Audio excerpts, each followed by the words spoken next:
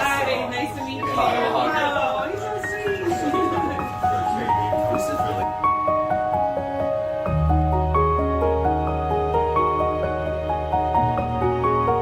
Yeah, it's amazing. Were you able to see the I Am Second film? It's 9 minutes. It's a good one to pull up to watch real quick before the interview. Okay, It'll really Rosie. stimulate you for coaching. In 4 years, I accumulated 27 mugshots. I was about to go to prison for a long time. They transferred me to a aggravated assault tank. I wasn't supposed to be there. I would just pace and pace and pace. And this old man says, man, they're gonna chew you off the bone.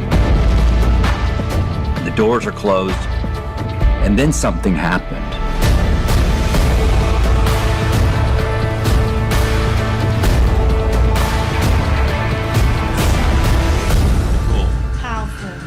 Amazing. I love that show. Yeah. It's definitely like the second or third time I've watched it. I have a hard time Oh, watching it gives me Yeah. chills So- to watch that.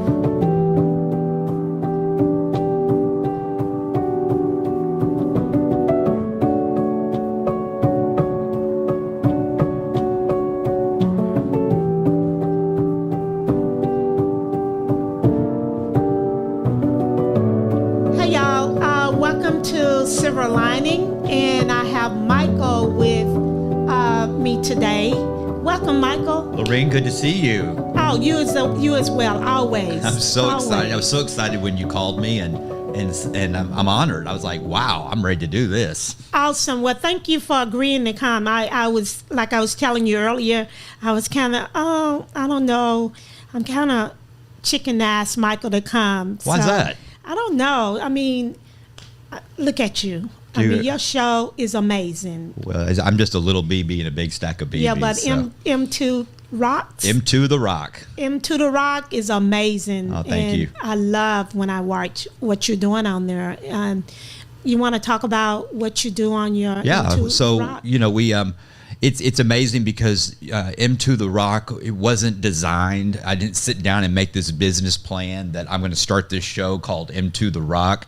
You know, it was all created by God, and it was you know, a result of my past and what it was like, and you know what happened and what's my life like today. And you know, I'm a recovering drug addict, alcoholic, and you know my last time I had a drink or a drug was May 29th, 2017. And, you know, if they would have released me on, you know, May 30th, 2017, I would have drank and used again. But it took having a spiritual awakening while I was incarcerated after my 27th mugshot. You know, I'm a slow learner. That's a lot of mug shots. Yeah, I got. For some reason, I have a high threshold to pain.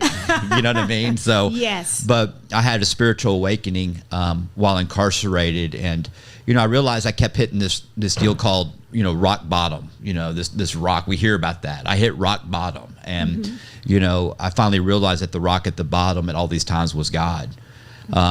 And my name's Michael Molthan, so it's MM, so M2, the Rock, and so it just kind of happened naturally. And you know, when I got released miraculously, and you know, traveled over 300 miles by foot to turn myself in, Wow. you know, I was pardoned, and you know, the local media picked it up, and iHeartRadio picked it up, and all I did was just share my story, and I keep sharing my story and reading to people, and it's just turned out I'm sitting here with you today. So it's all been about attraction, not promotion. Of course. You know, of it's like you course. calling me. We don't have a team that goes out there and says, hey, we're promoting Michael Molthan into the Rock. Right. This is our price list if you want him to come. Yes. Everything that you've seen and see on social media and on TV has all been about attraction, not Awesome. promotion. So, Well, that's what we know. Right. You know, it's the way I carry myself. You see something in me, and you might want it. Yeah. And that's what we've been taught. Let's talk about, you know, how you got started with what you're doing. Where did that begin? that's a great question. You know, when I was incarcerated this last time, you know, I was very scared. I was, they put me in what's called an aggravated assault tank, and which was a mistake, but yet now I look at it, it wasn't. I was a drug addict, alcoholic, runner, probation, I stole stuff, but I never put hands on people. And I never did that. But so I get in this aggravated assault tank with murderers, and, they're doing life. I mean, people getting killed right in front of me, and it was just rock and roll. And, I was in this, 4x9 cell, and I'd be locked up for 22 hours of the day and, be able to move around. But when I moved around, I couldn't sit still. And I was very quiet.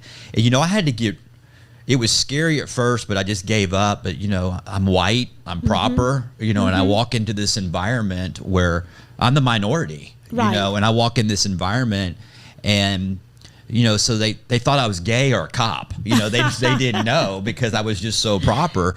And so I was very quiet, but I would move around. I would just pace and pace and pace because I was just so nervous. I couldn't get out of my head. And I had this 75-year-old cellie, my cellmate, and when they called him Ooh-wee, and he literally pulled me in, and they called me Rabbit. And he said, "Hey, Rabbit, let me tell you something. They're going to chew you off the bone because you're going to prison, because your judge has had it with you."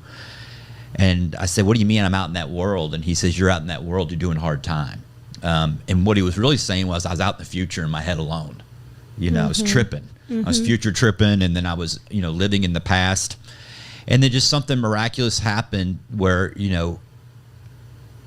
I took this for granted. I had no idea. I've never been around a grown man or men that could not read or write.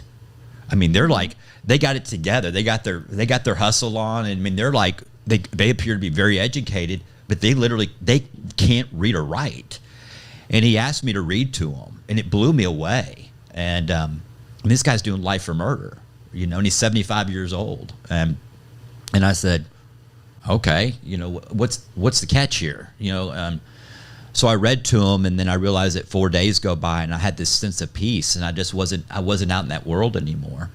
I didn't realize it then. And of course, I was just reading this Bible to him. It's black words on white paper. I didn't want any part of a Bible, but it hit me that 4 days went by and I wasn't out in the world anymore. And then I started to realize I was in the now because I was serving someone else, expecting nothing in return. And then I had this, spiritual awakening where, the Holy Spirit, I use these church words now, but I'm a believer. My higher power is Christ. And, I'm very committed to just show the world what he's doing in my life. I'm not this jailhouse minister. I'm not a pastor. I don't wear that jacket. Yes.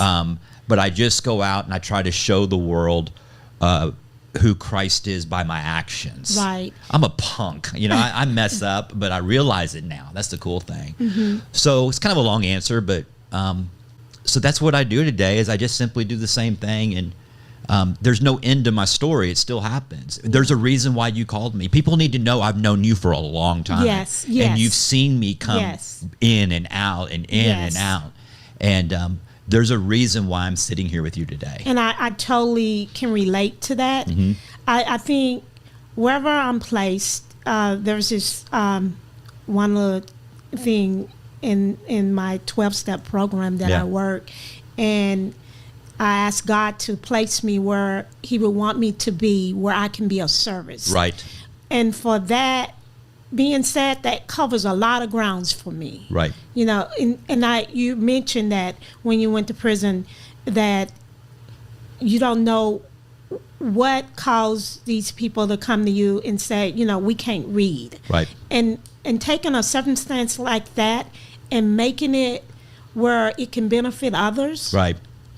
That's phenomenal. Which it's beautiful, and before I get into this, and this is really cool how this is happening, because people need to know on your show how many people you have helped. I've seen it firsthand. I mean, you have got the most giving, gracious, grateful heart of helping people. I've seen it in action. Thank you. And it's what you're doing here, this show, God's got something really big happening here for you. I feel it. I couldn't wait to do this. Because it was on my heart, and I want to share it later on the show, what I'm feeling for you. But I lost my mind there, which is very rare of what I was going to say, because I want people to know that. But what's interesting is there is a I too work 12-step recovery programs, and I'm very I don't wave a certain flag. But I highly suggest, if anybody's like, okay, what do I do? How do I get what you guys got? Yes.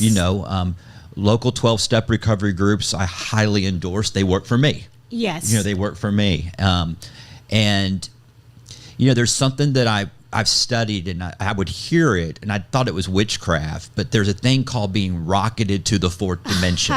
Right? Yes. And being rocketed to the fourth dimension for me is that I see things through God's perspective. And what it is that's when we get to go into the past with God, and we get to see, I see what you were doing. Yes. I see why you allowed this to happen. Yes. I see why you allowed, and this is deep. I mean, I see why you allowed my grandfather to violate me and all that, so I can share my experience for other men to raise their hands saying, you just told my story. Yeah, because I can't share with you if I haven't had that experience. Right. I can only give you what I know about personally. Right. And sometimes things happen to us in the past and they become our biggest blessings. Like, being in recovery has been my biggest blessing. But had you asked me this 12 years ago, that's the worst thing that could possibly have happened to me. Right. Because when you're in the mix of it, you can't see it. Right. You got to get through it in order to see the blessing of it. And how do you get through it? One day at a time. Yeah, that's exactly right. Right. One day at a time. And sometimes it's a struggle. Nobody told me just because I got sober, everything would be great. It doesn't happen like that, because I no longer have, I call drug and alcohol a Band-Aid. I don't have that anymore. So now I've got to deal with life. Right. And how do I deal with life? And I like where you mentioned, you had to get out of yourself and be of service to others. And that gets me out of myself. Yes. And that's such a great feeling. This is something cool to talk about, because that too can be an addiction, service work. Yes. Because I see people, I see it because I've done it.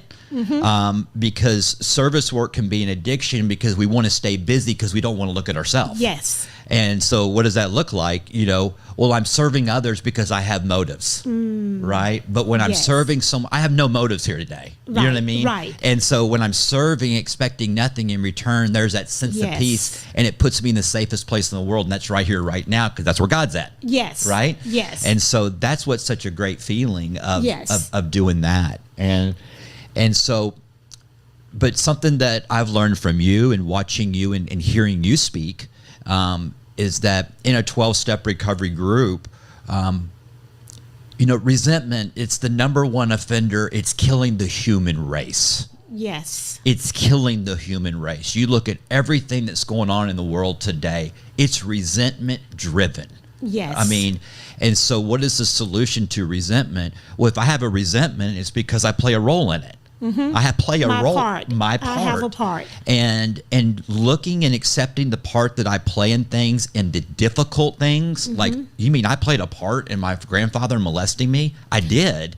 I chose to hold on to the resentment. Right. And you didn't have a part in it as a child. Right. But as an adult, you now have a part in it. And right. That's where a lot of people, we don't get that. Right. But now you have a part. It's how you carrying it on into your adulthood. That's correct. And you know how why do I get it now? Because step 3 is I made a decision to turn my will and life over to the care of God. Yes. And so once I start looking, once again, everything through the rocket to the fourth dimension through God's perspective, I'm like, I see what you're doing. Yes. I see what doesn't make sense to me, but I'm not you, God. Yes. I got to take the cotton out of my ears and put it in my mouth going, God, why are you allowing this to happen? There's a reason. I love step 3, turn our will and our lives over to the care of God as we understood him, right. understand him. I recently started changing relating will is my thinking, and my life is my action. Yeah. So when I make it, I have to dumb size it for me sometimes. Yes. So I can, when I'm going through everyday life, when I'm going through something, I can look at it that way. Right. And where is my will, which is my thinking, aligning up to God's? Right. And that helps me a lot throughout the day. Right. When I can get back on that, then, I've got a little chance Right. of correcting whatever it is. I got all this stuff that goes on up here, and it's crazy. Right. So I have to downsize some things. It's like when I came into the program, I told them, I had to downsize my God. Yeah. He was too big. Yeah. What's that look like? How do you do that? Oh my God. You know how you go to McDonald's and they say, do you want to upgrade on that Big Mac? Well, I had to do the opposite. I had to downgrade on that Big Mac, right? Gotcha. And I said this in my show a lot, that, when I was a kid, we used to sing that song, and it said he's got the whole world in his hands. The world's pretty big. It is. Right? So where do I fit in? Right. Little bitty me. So today I know if he can carry the whole world on his shoulders, he can carry this little bitty person right here on his shoulders. Amen. That Amen. he's got me. Yeah.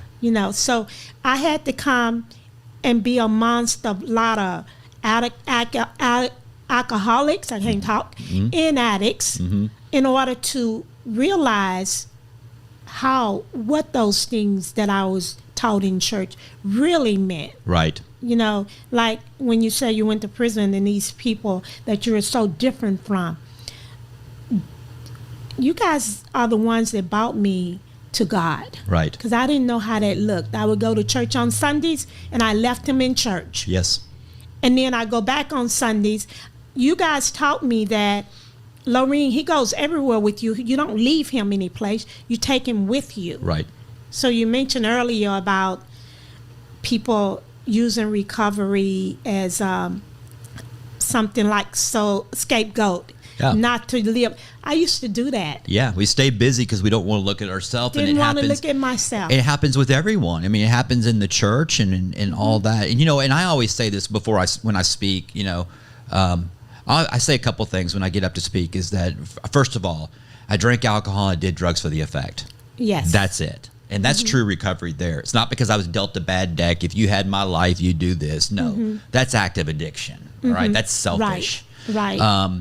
I drink for the effect, and when it comes to religion, I'm an agnostic. Okay, but when it comes to the Word of God and the gospel and the Bible, for me, I'm all in. Yes. I have to have the truth. I've got to have that because I'll never achieve it, but I want to know what the truth is. Yes. I am a huge Dr. Tony Evans man. I mean, me too. Okay, so that's, oh my goodness. He's a big part of my story. And his book is the book that was given to me when I was incarcerated, the book Detours, and it talks about the story of Joseph. And what Pastor Evans is so good at is there's no gray. It's right down the middle. And I love how he says, what is addiction? And first of all, he says, addiction is the street name for spiritual stronghold. Okay, we're all addicts. Okay, we all suffer with something. Yeah, and so what is it? Addiction is it's a person, it's a place, it's a thing, and here's the scary one, or a thought that has become my source. It's powerful, and right there, that sums it up that we are all addicts. And so when I start reaching out for people, places, things, or my thoughts become my source, I'm usually isolating. I'm alone in my head, and I'm trying to change the way I feel because something deep inside of me is wrong. And guess where it all stems from? Fear. Fear. Yes. I'm making up stories in my head that aren't true. And only I can see them. But I want you to be able to see them. Don't you know how I want you to see me? Lorene, I need you to co-sign on my resentment. Yes. I need you to tell me it's okay to be upset. Yes. And to have that person to say, what role are you playing in this? What's the real problem here? The real problem is I'm trying to play God. Yes. I'm spiritually disconnected. Yeah, I didn't know what playing God was until I got into a 12-step program. Right. I didn't know how much I played. Right. I tried to, you know. And he'll let you. Yeah. He'll let you. Yeah, until it's okay enough. We're Yeah. done with that. Yeah. One thing that, part of my story is I always say, God allowed me to have all the control I wanted for everything to become completely out of control, for me to hit my knees and turn to him to realize I never had control in the first place. Isn't that amazing? I mean, it takes so much pain for us to surrender. Because I used to struggle with that, especially the third step. Right. Because I struggle with that because I thought I'm not done. Right. And I didn't realize, well, it's not, you're not controlling anything anyway. Right. You just think you're in control. Right. You're not controlling anything. Right. So you mentioned agnostic. Mm-hmm. I get, some people get, we talk about our program, some people get it quickly, I get it slowly. And I always say, here I am, I'm Me the too. slow one. Me too. Because once that light bulb goes off for me, it's like, that's what that means. Right. And I get this, I don't know, I can't explain it to you, this feeling. And I'm sure you understand what I'm talking about. Well, and the reason why, my personal experience, the reason why I got it, it took so long and it was slowly for me. What does that mean? What's that look like? Is because it took so long for me to get from my head to my heart. Yeah. That's what that was it 18 inches, it took 48 years for me to get from my head to my heart. Yes. And that was a journey. But the great thing is that 18 inches right there, I get to share what happened within that 18 inches to help someone else that Yes. maybe it can narrow it down to, quickly. They say high bottom, low bottom. I mean, it was low, Yes. low for me. So it's, that's where when I'm in my head alone, there's no God.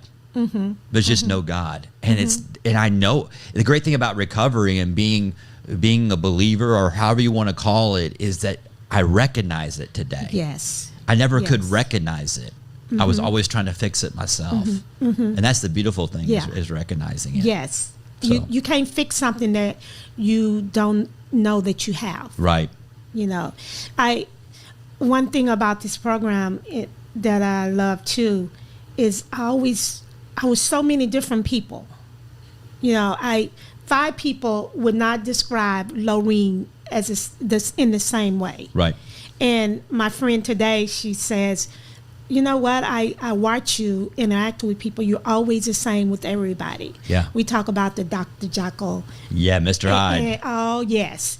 And that was me. Yeah. I had And to I catch mimic. myself sometimes doing it today. It's because you're the subconscious mind only knows learned behavior. Right. So when I'm at odds with myself, that I go back to what makes me comfortable. Right. So today I can recognize when I'm going there. Right. That's the beauty part of it.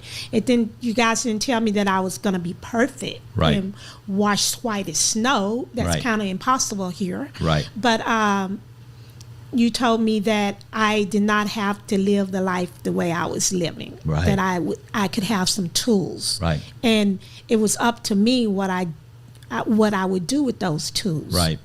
So it makes it's a lot easier for me today when I know that I'm going through something. Right. To realize that, this is just a feeling right now. And feelings pass. Right. Whether they're good or whether they're bad. Right.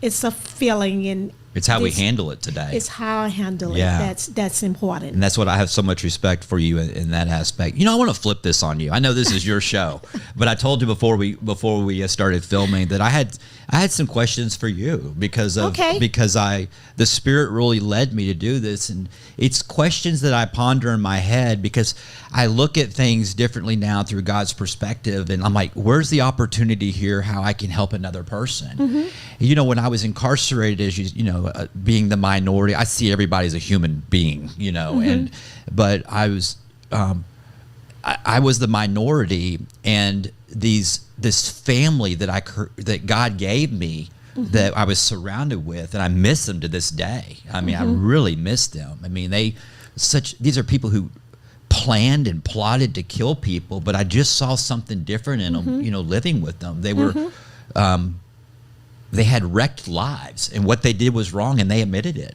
and they're trying, a new life, and then recovery. And I've noticed that they're very engaged and very focused on their recovery when incarcerated. Then I started recognizing that when I got released and I started getting into the world of recovery and in the rooms and 12-step support group meetings, that the African American community, I don't see it. I'm looking around, and when I do see it, it's males. I see very few females in the African American community attending recovery group meetings. Is that an accurate observation? It is, very. And help me with this, because you're so powerful, and I wanted to bring that up because, like I said, God's got something big happening here, that you can be this light saying, it is. Come on in. I mean, what am I seeing here? It is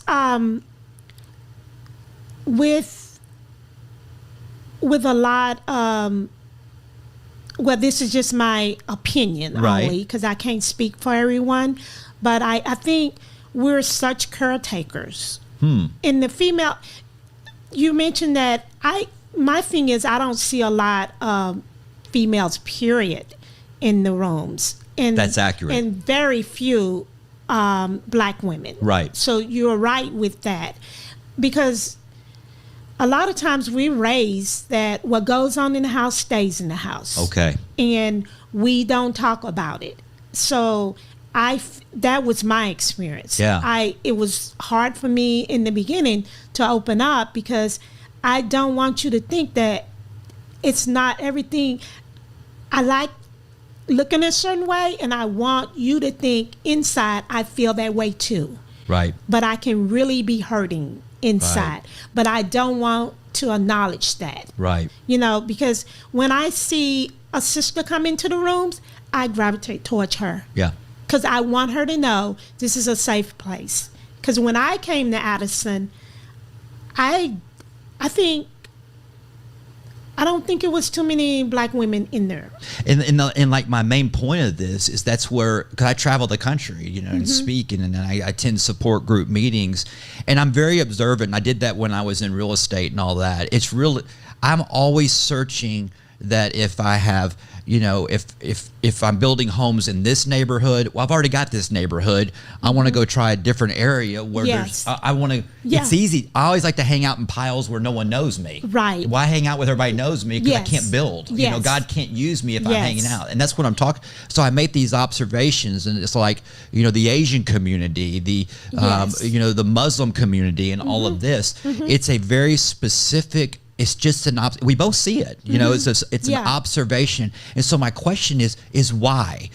What can I do personally to make groups and church more open and friendly and all that? And you touched on something that's really interesting that I've heard before, because I've asked this question before, even when I was incarcerated, is that you call it culture, whatever it is, it's an upbringing where, hey, this is the way I've raised you. When you walk out of this house, you put those walls up. Yes. You don't let them see you hurt. Right. And I get that too. As alcoholics and addicts. Right. That we already have that. So if you reinforce that with a woman that's already strong-willed, on top of that, that's what you get. It's like and that'll kill her.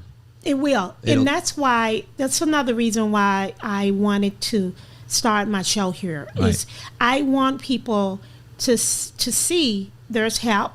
There's no shame. Right. Because there's a lot of people that aren't coming into a 12-step room. Right. And perhaps, there's a different way to get the message out. Right. And that was my thought behind Silver Lining. Yeah. I want to...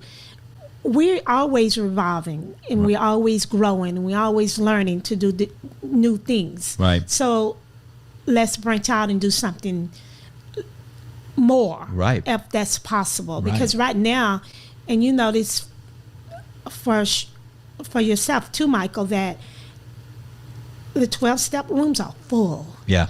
I mean, with COVID came, it was like boom. Yeah. It hit us really hard. Right. And there's a lot of people that don't know that there's places. There's so many different 12 steps that you can use. Right. And there's people that you can reach out. Plus, I wanted them to see faces like your face, my face, and other people that say, hey, if they could do it, why can't I? We're just human beings being human. Yes. Right? Yeah. Yeah. And not make it so complicated, like it's a secret. Right. You know, no, it's not a secret. Right. It's like there's help, and there's people that are willing to help. Right. You know, so that was one of the big reasons behind Silver Lining. And it touches on like M to the Rock. You know, it started out, and I never intended it for it to be about. It's still not today. It's not about addiction and recovery. It's about hope. Yes. It's about people sharing their experience, strength, and hope on simply this. What was your life like? You know, how did you get into acting and all that? And what happened? You know, what happened in your life that was this big awakening that got you to the next level? And what are you doing today to maintain that? And that's a big thing, maintaining. Yes. And maintaining that is service. Yes. You know, and you know, and working at a food shelter and all that. I used to think of service work as like, I don't want to go to a food shelter. You know, it's the visual I would get, and it's important. You know, that's great stuff. But service work can simply be taking time out of the day and just saying, you know what, I'm thinking about Lorene.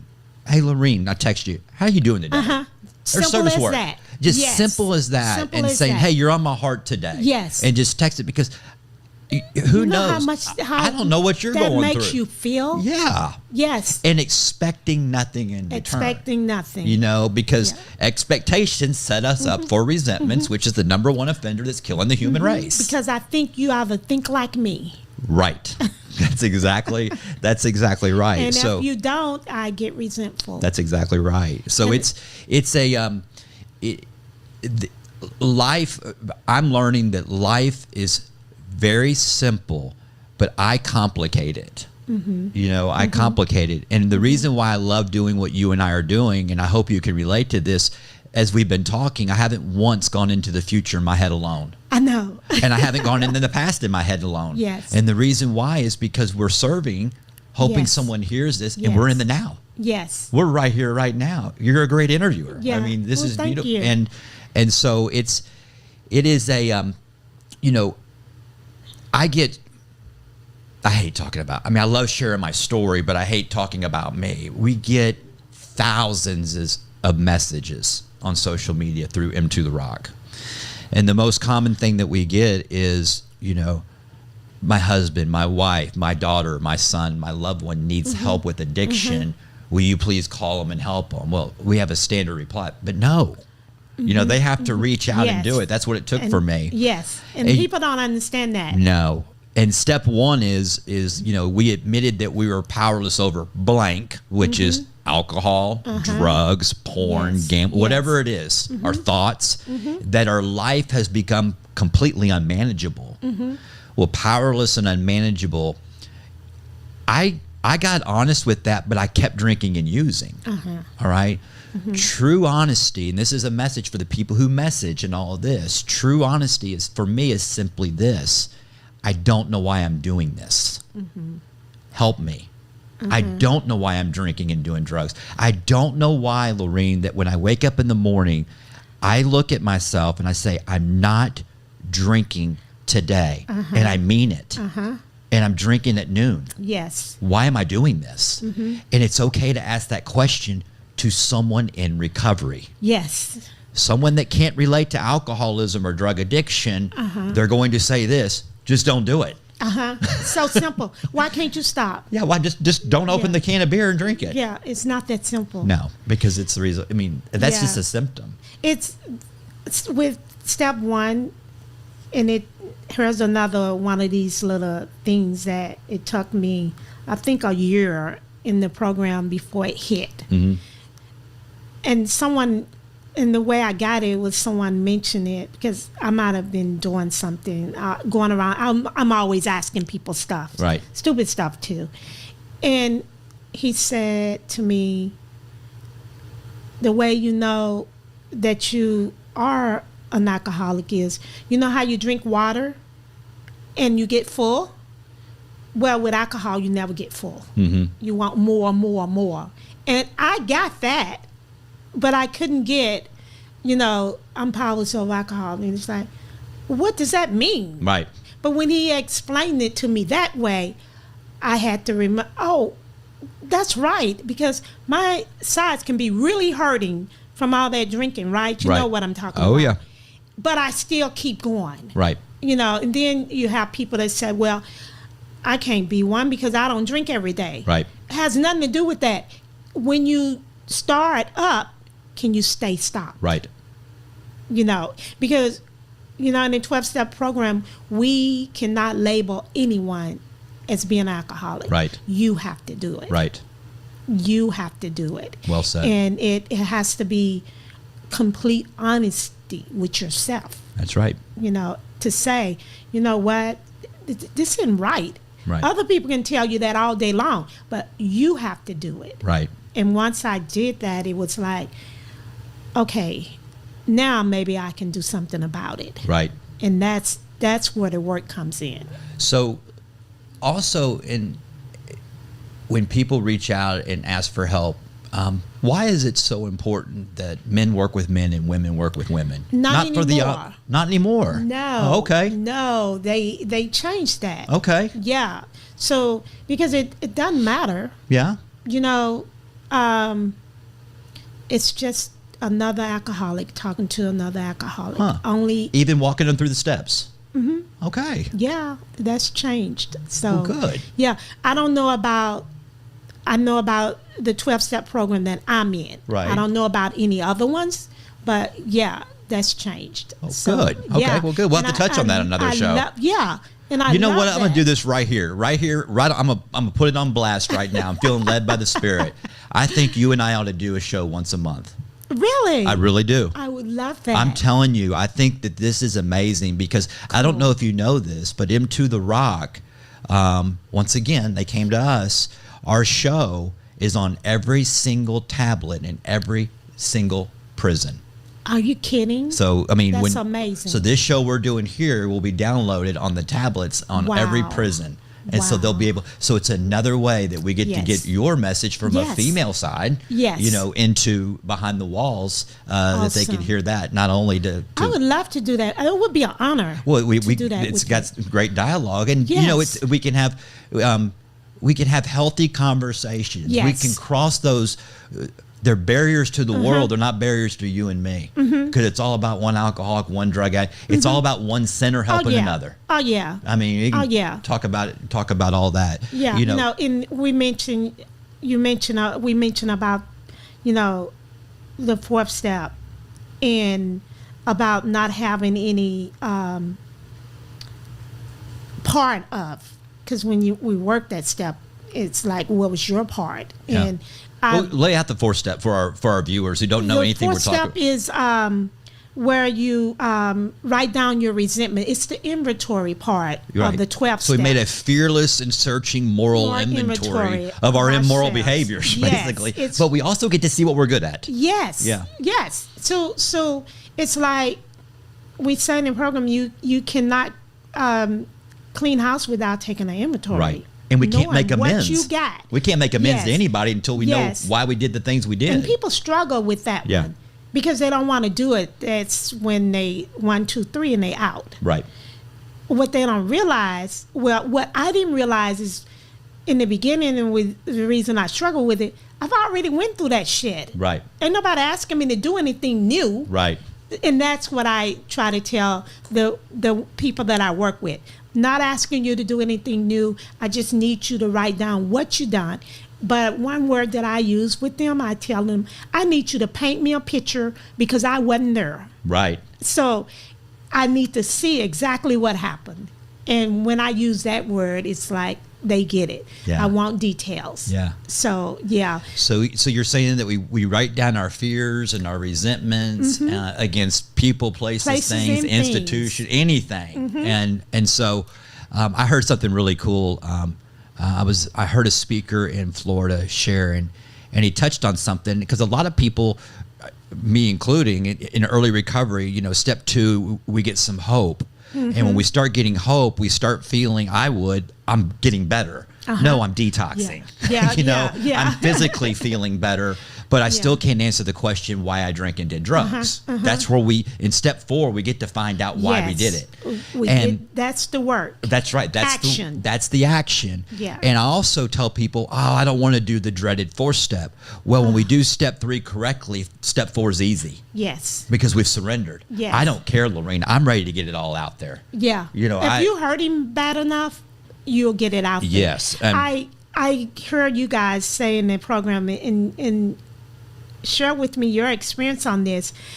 The men always talk about, after they do the 3rd step, they pray with whoever, with their mentor, sponsor. Yeah. And I've never did do that, but I love listening to some speakers that I listen to. I love these guys, right?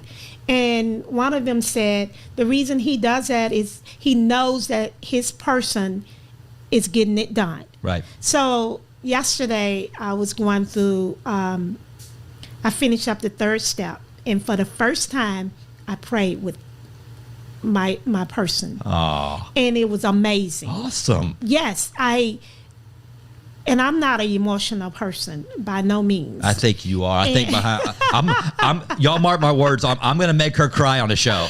Oh, that's a challenge right there. But we should put some bids up for that. Yeah, yeah. But I felt some sort of way, and it was amazing. Yeah. So yeah, I would start doing that from now on. That's beautiful. So yeah, but I never heard females do that. I don't know whether. I just heard you guys saying it all the time. Well, it's the only way to do the steps wrong is not doing them. Yes. That's it. It's not a wrong or right way. Yeah, and it's not. I totally agree. And it's not when we work all 12 steps, we're finished. There's no such word as graduating. We have to. It's a daily deal. Yes. Yes. Thank God. If I knew that recovery was easy, I'd be drunk and high right now, and I'd come check in on Monday. I'll come in Monday. Because you don't have a choice when you're going to come back. Exactly. You might not make it back. Exactly. So that's the scary part. Yeah, exactly. So it's a, but step 3 happened for me, my awakening, and I had this spiritual bright light experience, and it happened. And once that happened, I flew through the 12 steps, once I got released and with sponsor, and I just reworked the 12 steps again. I've recently gone through a relationship breakup, which was new, but it's a growing opportunity for me. And it was just, I'm so much stronger today. There's no resentments. I want everybody to win. Yes. And I'm just in such a good place today of peace and hope. Awesome. And then doing stuff like this with you. Yeah. So. Well, we're going to wrap it up. All right. And I just want you to know how much this means to me. And vice versa. Oh my goodness.